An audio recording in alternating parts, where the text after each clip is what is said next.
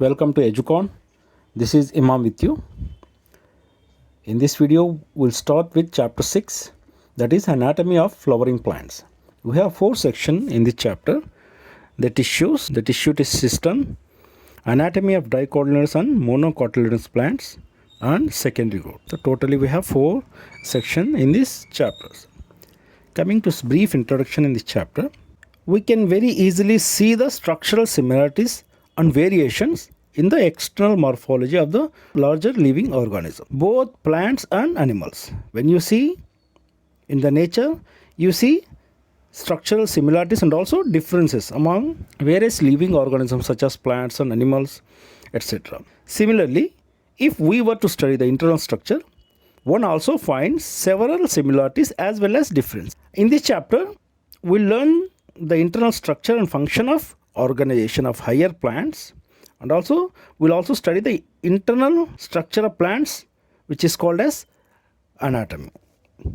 So plants have cells as a basic units. Cells are organized into tissues, and in turn the tissues are organized into organs. That we know already, we have discussed in earlier chapters. Different organs in a plant show differences in their internal structure and also their function. Within angiosperms, the monocots and dicots are also seen to be anatomically different. Here in this section and this line, within angiosperms, the monocots and dicots are also seen to be anatomically different. This is important line. Underline this section. Internal structures also show adaptation to diverse environments. If the environment is humid, if it is snowy weather, if it is arid regions, at that time also there are some differences in their internal structures. Coming to first section, which is the tissues. Tissue is a group of cells having a common origin and usually performing a common function. Okay, remember this. Tissue is a group of cells which is having common origin and also usually performing common function. Both words, common origin and common function. This is very important. A plant is made up of different kinds of tissues. Tissues are classified into 2 main groups, namely meristematic and permanent tissues, based on whether the cells being formed are capable of dividing or not. We need to underline this section here, where whether the cells being formed are capable of dividing or not. So based on this, the tissues are classified into 2 main groups, that is meristematic and permanent tissue. Coming to meristematic tissue, growth in plants is largely restricted to specialized region of active cell division called meristems. So it is a Greek word. Meristos means divided. Plants have different kinds of meristems. The meristems which occur at the tip of the root and shoots and produce primary tissues are called apical meristems. So here, meristems which are present at tips of the roots and also shoot system. Shoot means the above part of the plant, which produce primary tissues are called apical meristems. So both are called apical meristems. Root apical meristems occupy the tip of root, where the shoot apical meristems occupy the distant most region of the stem axis. During the formation of leaves and elongation of stem, some cells left behind from shoot apical meristems constitute the auxiliary bud. So auxiliary bud, they are derived from leftover cells of the apical meristems. Okay, this is important. So auxiliary bud are formed from the which are formed from the cells left behind from the shoot apical meristems. Such buds are present in the axils of leaves and are capable of forming a branch or a flower. The meristem which occurs between mature tissues is known as intercalary meristems. You can see in the image what are the intercalary meristems, etc. They occur in grasses and regenerate pods removed by grazing herbivores. Mostly they are present in grasses because you might have seen this herbivorous animal which graze on plants like grass and other animals. They have these kind of tissues which are called intercalary meristems. Okay, when plants graze on such plants, again the plants start growing from these meristems, that is called intercalary meristems. both apical meristems and intercalary meristems are primary meristems. Okay, both here we are talking about both apical and also intercalary meristems, which are present between mature tissues. Okay, remember this.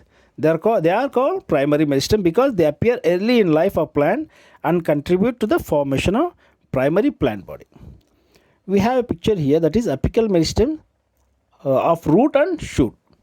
In root we have from bottom we will see root cap is there, and then we have initials of root cap, then we have initials of cylinder and cortex, then in the middle of this cylinder and cortex there is root apical meristems. Okay, and also above we have cortex and central cylinder. This sequence we need to remember. From the consider from root cap it is ascending, when you come from the central cylinder it is descending order. So what we need to do is we need to remember all these parts of the root. Here we have first root cap, we have then followed by initials of root cap, okay, and then initials of central cylinder and cortex, then we have a apical meristem, that is root apical meristems between the central cylinder and cortex. This is very important. So here you need to remember the entire image. Coming to shoot apical meristems, okay, it is from descending order, you can study from top. We have a leaf primordium, okay, first, then we have a shoot apical and then meristematic zone, then we have a auxiliary bud and differentiating vascular tissues. This sequence we need to remember from, and also we need to remember each part referring to. Sometimes the image will be given as it is in the exam, then they will mention a line what is this part called as. So there will be 4 options. So if you don't understand the images, if you don't learn the images, then you won't be able to answer such type of questions.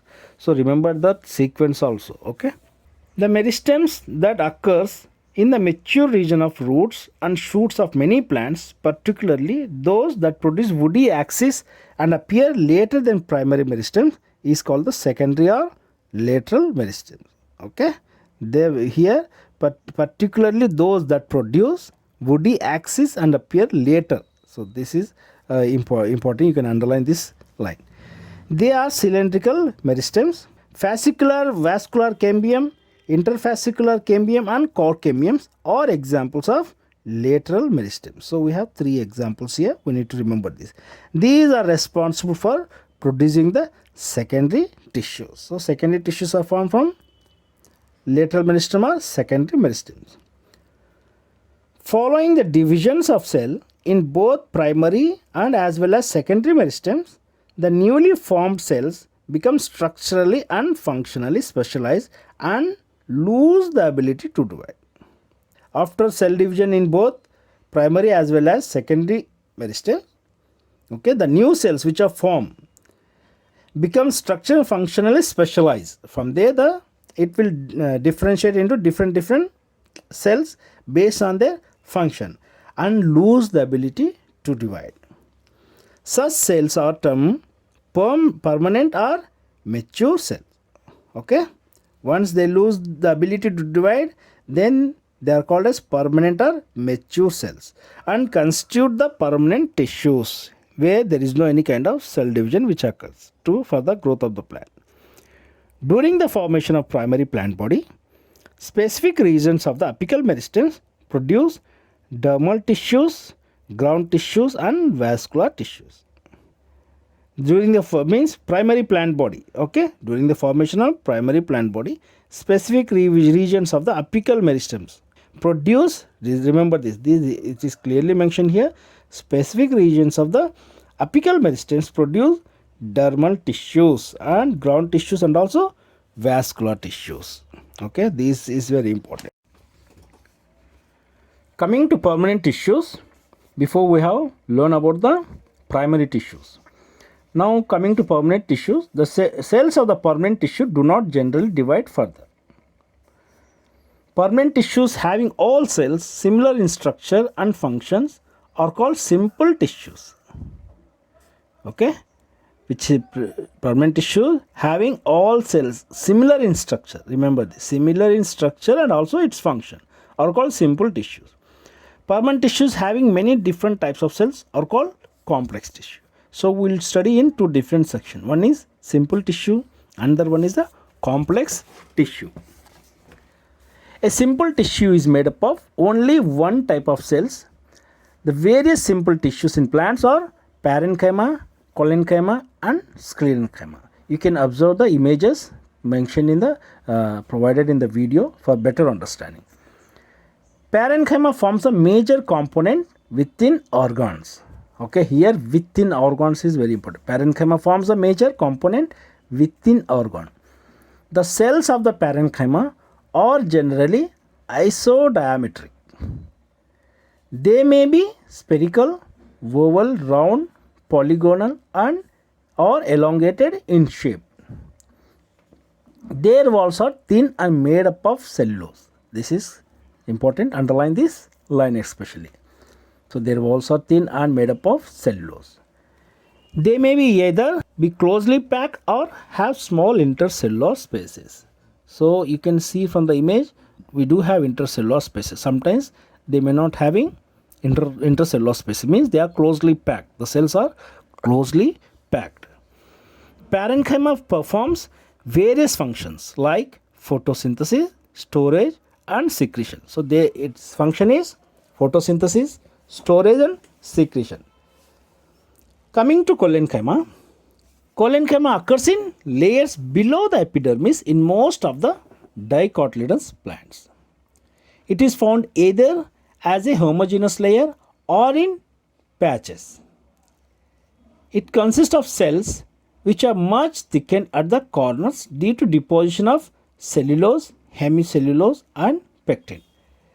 So here collenchyma is present below the epidermis and also it is either homogeneous layer, continuous layer or in patches, which consist of cells which are much thickened at the corners. This is important due to deposition of cellulose, hemicellulose and pectin. This is important line, underline this and remember this point. Collenchymatous cells may be oval, spherical or polygonal and often contain chloroplast. So these cells assimilate food when they contain chloroplast. Very important here. Intercellular spaces are absent, but in parenchyma we have intercellular spaces. Okay, that is the difference between the parenchyma and collenchyma, a small difference, where in collenchyma you don't have any kind of intercellular spaces. And collenchyma, they provide mechanical support to the growing parts of the plant such as young stem and petiole of a leaf. So here parenchyma, the functions of parenchyma is photosynthesis, storage and secretion, whereas collenchyma, they provide mechanical strength to the growing parts of the plant such as young stem and also petiole of leaf. So petiole of leaf is the important word here. Coming to sclerenchyma, which consists of long narrow cells with thick and lignified cell walls having few or numerous pits. Thick and lignified cell walls, lignified and also having fewer numerous pits. You can see from the picture, you understand the structure of different simple tissue, that is parenchyma and collenchyma and also sclerenchyma. Sclerenchyma cells, they are usually dead and without protoplast. On the basis of variation in form, structure, origin and development, sclerenchyma may be either fibers or sclerate. You can observe the image for the differences between a fiber and a sclerate in sclerenchyma tissue. The fibers are thick-walled, elongated and pointed cells. You can observe that in the image itself.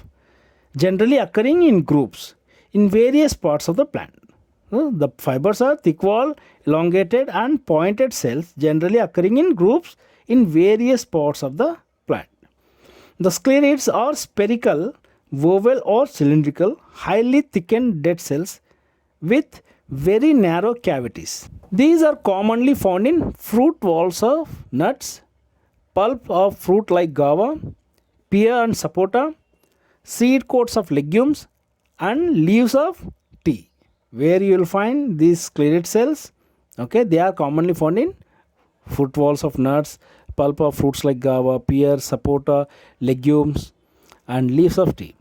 Sclerenchyma provides mechanical support to organ.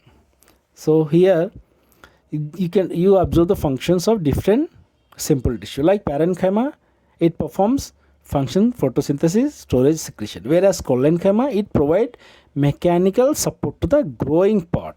Growing part, remember here, growing part of the plants, such as young stem or petiole of leaf.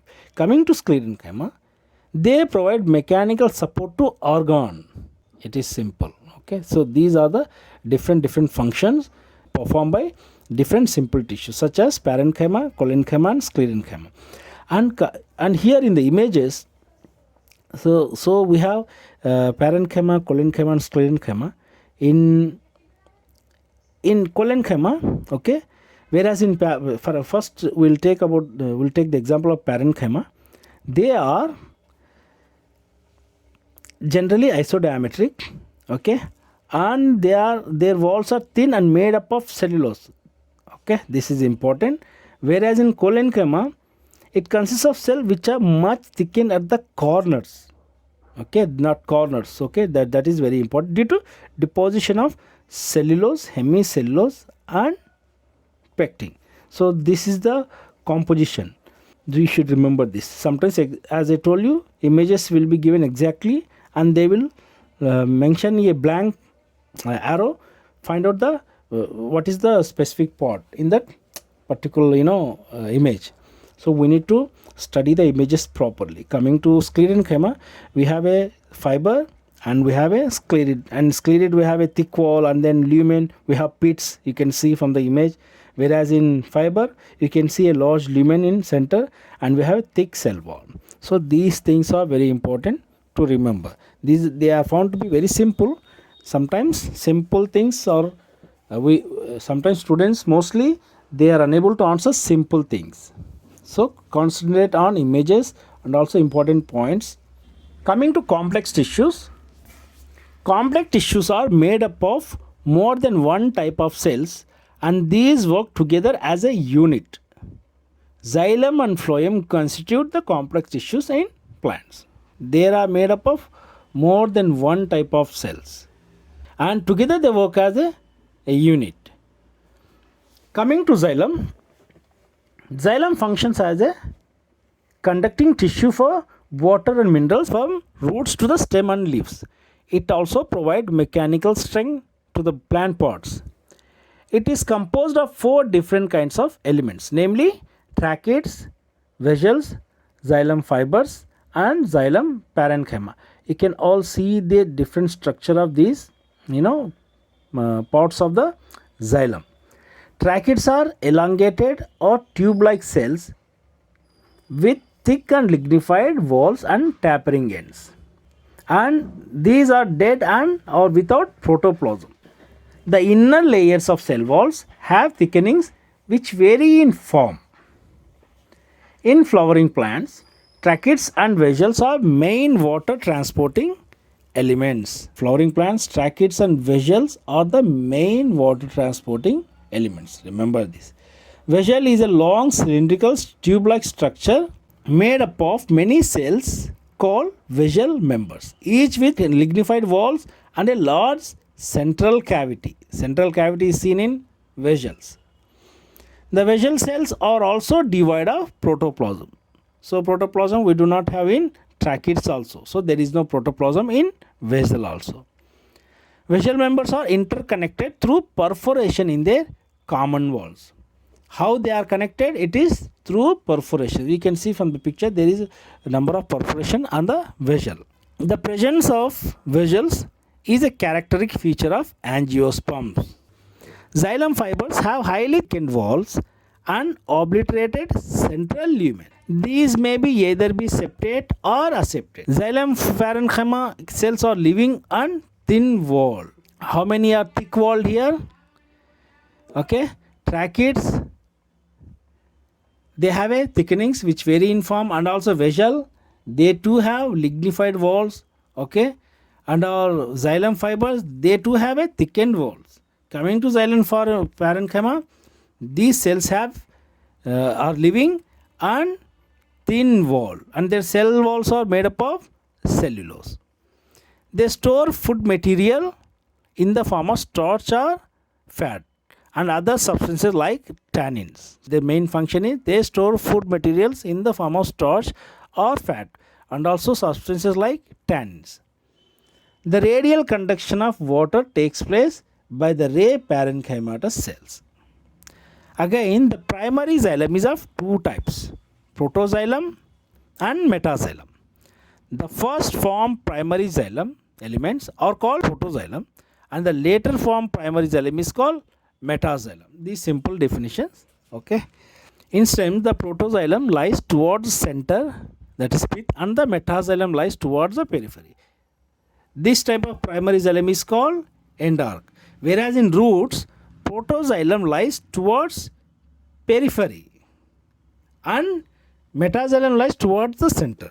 Such an arrangement of primary xylem is called exarch. So this is very important. Underline all these points. Already I am highlighting these points in the video, but for you, you should underline these points. These are very important, because you may think this, sometimes the questions are like this. We feel that they are not important for us to remember, but they are very simple but unable to answer because we didn't revise the textbook properly. Coming to phloem, phloem transport food material usually from leaves to other parts of the plant. Phloem in angiosperms is composed of sieve tube elements, companion cells, phloem parenchyma and phloem fibers. So these four are important. They are in phloem in angiosperms. Okay, what is the main characteristic feature in angiosperm in this section? That is vessels which are present in xylem. They are, the presence of vessels is a characteristic feature of angiosperms. Okay, remember this. And phloem in angiosperm is composed of sieve tube elements, companion cells, phloem parenchyma and phloem fibers. Whereas the gymnosperms have albuminous cells and sieve cells. They lack sieve tubes and companion cells. Sieve tube elements are also long tube-like structure arranged longitudinally and are associated with the companion cells. Sieve tube elements which are long tube-like structure arranged longitudinally. Remember this, arranged longitudinally and are associated with the companion cells. Their end walls are perforated in a sieve-like manner to form the sieve plates. A mature sieve element possesses a peripheral cytoplasm and a large vacuole but lacks a nucleus. A mature sieve element possesses a peripheral cytoplasm. This word is very important. Underline this word. Peripheral cytoplasm and a large central vacuole, but lacks a nucleus. The functions of sieve tubes are controlled by the nucleus of companion cells. You understand? So they don't have nucleus, but their functions are controlled by the nucleus of companion cells. The companion cells are specialized parenchymatous cells which are closely associated with the sieve tube elements. So companion cells are associated with the sieve tube elements. The sieve tube elements and companion cells are connected by pit fields present between their common longitudinal walls. The companion cell help in maintaining the pressure gradient in sieve tubes. Okay, what is their role? What is the role of companion cell? They help in maintaining pressure gradient in the sieve tubes. Phloem parenchyma is made up of elongated tapering cylindrical cells which have dense cytoplasm and nucleus. The cell wall is composed of cellulose and has pits through which plasmodesmatal connection exists between the cells. Phloem parenchyma, which is elongated tapering and tapering cylindrical cells, and also they have dense cytoplasm and also nucleus. Their cell wall is composed of cell wall and has pits through which plasmodesmatal connections exist between the cells. The phloem parenchyma stores food material and other substances like resins, latex and mucilage. So These three examples you can, not example, this sentence you can underline. Phloem parenchyma is absent in most of the monocotyledons. Okay, phloem parenchyma is absent in most of the monocotyledons. Phloem fibers, or also called bast fibers, are made up of sclerenchymatous cells. These are generally absent in primary phloem but are found in the secondary phloem. These are much elongated, unbranched, and have pointed needle-like apices. The cell wall of phloem fibers is quite thick. At maturity, these fibers lose their protoplasm and become dead. Phloem fibers of jute, flax, and hemp are used commercially. The first form primary phloem consists of narrow sieve tubes and is referred to as protophlloem. And this is an important line, you can underline this section. The first form primary phloem, which consists of sieve tubes and are generally referred to as protophlloem. And the later form phloem has bigger sieve tubes and is referred to as metaphloem. As such, we have in xylem also, protoxylem and metaxylem. After going to the video, kindly read your NCERT books again and again, make more revision if possible, and also do practice tests through online. We have a lot of online NEET practice tests from each chapter. So chapter wise questions are available, and also previous year chapter wise questions are also available on net. So you can practice after reading, after listening to the video, and also after reading thoroughly by yourself. I hope you will be able to answer all the questions. Okay, and whatever I am saying, underline those parts so it will be beneficial for you. And kindly subscribe to my channel. Thank you.